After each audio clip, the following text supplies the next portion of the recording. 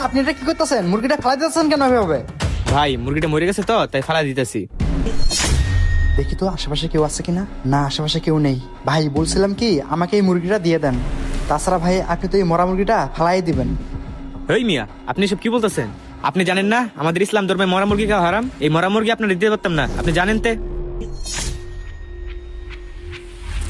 আসলে ভাই আমার কথাটা আগে শোনেন। আসলে এই মুরগিটা আমি খাবো না, আমার বাসায় একটা কুত্তা আছে তো, সেই কুত্তাটাকে খাওয়াবো। এছাড়া ভাই আপনি তো মুরগিটা এমনিতেও ফেলাই দিবেন, আপনার কোনো কাজে লাগবে না।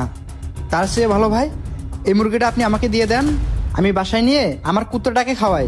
কুত্তাটা খেয়ে অনেক মজা পাবে। ও আচ্ছা, আপনি তেলে মরা মুরগি কুত্তারে খাওয়াইবেন? আমি মনে করছিলাম আপনি খাইবেন। না না ভাই, আমি খাবো কেন? আমি জানি ভাই আমাদের ইসলাম ধর্মে মরা মুরগি খাওয়া হারাম। ভাই আর বেশি কথা না বলে এই মুরগিটা আমাকে একটু পলিথিনে ভরে দেন তো, আমি মুরগিটাকে বাসায় নিয়ে যাই কুত্তাকে খাওয়ানোর জন্য।